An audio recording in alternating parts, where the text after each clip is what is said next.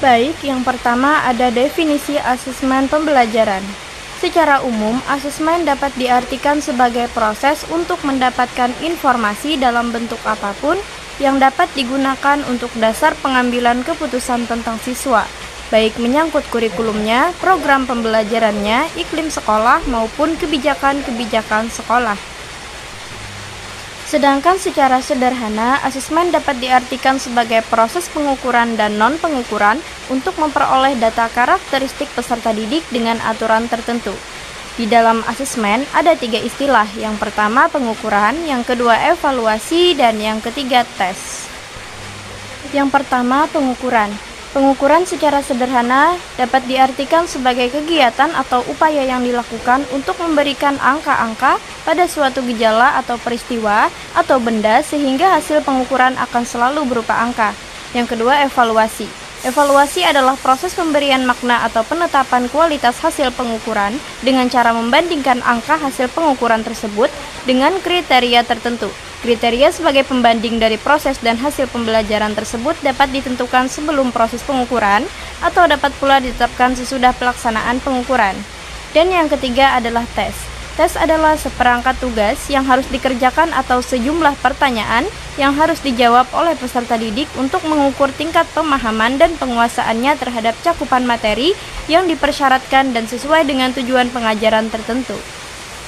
Selanjutnya itu definisi dari evaluasi pembelajaran, di mana evaluasi pembelajaran menurut Wrightstone mengungkapkan bahwa evaluasi adalah penafsiran terhadap pertumbuhan dan kemajuan siswa ke arah tujuan atau penilaian ditetapkan oleh kurikulum. Lebih spesifiknya, menurut Grow and Deline mendefinisikan evaluasi pembelajaran adalah proses pengumpulan, menganalisis informasi secara sistematis untuk menetapkan sejauh mana tercapainya tujuan pembelajaran. Secara sederhananya, evaluasi pembelajaran adalah proses penilaian terhadap efektivitas dan efisiensi pembelajaran. Ini mencakup pengukuran pencapaian pembelajaran, analisis metode pembelajaran, dan penyesuaian strategi pembelajaran. Next. Baik, fungsi asesmen pembelajaran. Secara rinci, fungsi dari penilaian kelas dapat dijelaskan sebagai berikut.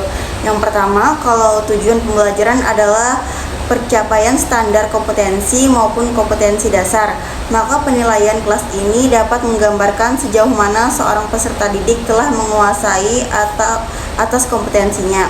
Yang kedua, asesmen berbasis kelas dapat berfungsi sebagai landasan pelaksanaan evaluasi hasil belajar peserta didik dalam rangka membantu peserta didik memahami dirinya, membuat keputusan tentang langkah berikutnya, baik untuk pemilihan program, pengembangan kepribadian maupun untuk penjurusan. Dalam hal ini terkait erat dengan peran guru sebagai pendidik sekaligus pembimbing. Sejauh dengan tujuan asesmen yang telah dikembangkan di atas, maka salah satu fungsi asesmen berbasis kelas ini adalah menemukan kesulitan belajar dan memungkinkan prestasi yang bisa dikembangkan peserta didik, dan sebagai alat diagnosis yang membantu pendidik menentukan apakah seorang siswa perlu mengikuti remedial atau justru memerlukan program pengayaan. Yang keempat, dengan demikian asesmen juga akan berfungsi sebagai upaya pendidik untuk dapat menemukan kelemahan dan kekurangan proses pembelajaran yang telah dilakukan ataupun yang sedang berlangsung. Temuan ini selanjutnya dapat digunakan sebagai dasar penentuan langkah perbaikan proses pembelajaran berikutnya guna peningkatan capaian hasil belajar siswa. Yang kelima, yang terakhir, yaitu kesemuanya dapat dipakai sebagai kontrol bagi guru sebagai pendidik dan semua stakeholder pendidik dalam lingkup sekolah tentang gambaran kemajuan, perkembangan proses dan hasil belajar peserta didik. Yang kedua, tujuan asesmen pembelajaran. Pertanyaan yang kemudian muncul untuk Anda adalah, apakah Anda tahu secara persis apakah sebenarnya tujuan dari penilaian kelas? Secara rinci, tujuan tersebut dapat dijabarkan sebagai berikut. Yang pertama, dengan melakukan asesmen berbasis kelas ini, pendidik dapat mengetahui seberapa jauh siswa dapat mencapai tingkat pencapaian kompetensi yang dipersyaratkan. Terus baik selama pengikut pembelajaran dan setelah proses pembelajaran berlangsung. Yang kedua, saat melaksanakan asesmen ini, Anda sebagai pendidik juga akan bisa langsung memberikan umpan balik kepada peserta didik sehingga tidak perlu lagi menunda atau menunggu ulangan semester untuk bisa mengetahui kekuatan dan kelemahannya dalam proses pencapaian kompetensi. Yang ketiga, dalam asesmen berbasis kelas ini, Anda juga secara terus-menerus dapat melakukan pemantauan kemajuan belajar yang dipakai setiap peserta didik. Sekaligus Anda dapat mendiagnosis kesulitan belajar yang dialami peserta didik, pengayaan dan siswa yang perlu pembelajaran remedial atau mencapai kompetensi yang dipersyaratkan. Yang keempat, hasil pemantauan kemajuan proses dan hasil pembelajaran yang dilakukan terus-menerus tersebut juga akan dapat dipakai sebagai umpan balik bagi Anda untuk memperbaiki metode, pendekatan, kegiatan, dan sumber belajar yang digunakan sesuai dengan kebutuhan materi dan juga kebutuhan siswa. Yang kelima, hasil-hasil pemantauan tersebut kemudian dapat Anda jadikan sebagai landasan untuk memilih alternatif jenis model penilaian mana yang tepat untuk digunakan pada materi tertentu dan pada mata pelajaran tertentu yang sudah akan berbeda. Anda sebagai pendidik yang tahu persis perkembangan pemilihannya. Baik, yang terakhir, yang keenam, hasil dari asesmen ini dapat pula memberikan informasi kepada orang tua dan komite sekolah tentang efektivitas pendidikan. Tidak perlu menunggu akhir semester atau akhir tahun. Komunikasi antar pendidik, orang tua, dan komite harus dijalin dan dilakukan terus-menerus sesuai kebutuhan. Baik, selanjutnya yaitu fungsi dan tujuan dari evaluasi pembelajaran. Nah, yang pertama, fungsi evaluasi pembelajaran.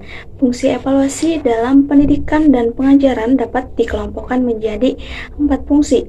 Nah, menurut Purwanto, yaitu untuk mengetahui kemajuan dan perkembangan serta keberhasilan siswa, untuk mengetahui tingkat keberhasilan program pengajaran, untuk keperluan bimbingan dan konseling, dan untuk keperluan pengembangan dan perbaikan kurikulum sekolah. Nah, di antara kegunaan yang dapat diambil dari kegiatan evaluasi pendidikan dan pembelajaran di sekolah mempunyai fungsi sebagai berikut. Yang pertama, terbukanya kemungkinan bagi evaluator guna memperoleh informasi tentang hasil-hasil yang telah dicapai dalam rangka pelaksanaan program pendidikan dan pembelajaran. Yang kedua, untuk mengetahui peserta didik yang terpandai dan terkurang di kelasnya. Yang ketiga, untuk mendorong persaingan yang sehat antara sesama peserta didik. Dan keempat, untuk mengetahui kemajuan dan perkembangan peserta didik setelah mengalami pendidikan dan pengajaran. Yang kelima, untuk mengetahui tepat atau tidaknya guru memilih bahan, metode, dan berbagai penyesuaian dalam kelas. Yang keenam, sebagai laporan terhadap orang tua peserta didik dalam bentuk rapot, ijazah, piagam, dan sebagainya.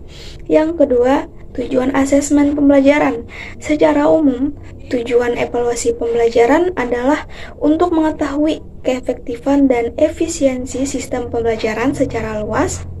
Nah, sistem pembelajaran dimaksud meliputi tujuan, materi, metode, media, sumber belajar, lingkungan, maupun sistem penilaian itu sendiri. Nah, selain itu, evaluasi pembelajaran juga ditujuk untuk menilai efektivitas strategi pembelajaran, menilai dan meningkatkan efektivitas program kurikulum, menilai dan meningkatkan efektivitas pembelajaran, membantu belajar peserta didik, mengidentifikasi kekuatan dan kelemahan peserta didik, serta untuk menyediakan data yang membantu dalam membuat keputusan. Nah, berikut ini tujuan umum dan tujuan khusus dalam evaluasi pendidikan. Yang A, tujuan umum. Yang pertama, untuk mengetahui keefektifan dan efisiensi sistem pembelajaran, baik yang menyangkut tentang tujuan, materi, metode, media, sumber belajar, lingkungan, maupun sistem penilaian itu sendiri. Yang kedua, untuk menghimpun bahan keterangan atau data yang dijadikan sebagai bukti mengenai taraf kemajuan anak didik dalam mengalami proses pendidikan selama jangka waktu tertentu. Adapun tujuan umum adalah untuk menghimpun bahan-bahan keterangan yang akan dijadikan sebagai bukti mengenai taraf perkembangan atau taraf kemajuan yang dialami peserta didik.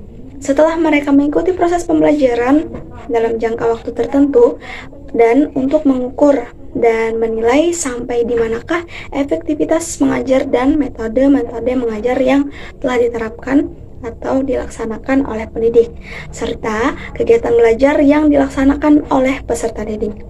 Adapun tujuan khususnya adalah untuk merangsang kegiatan peserta didik dalam menempuh program pendidikan. Sekian, terima kasih.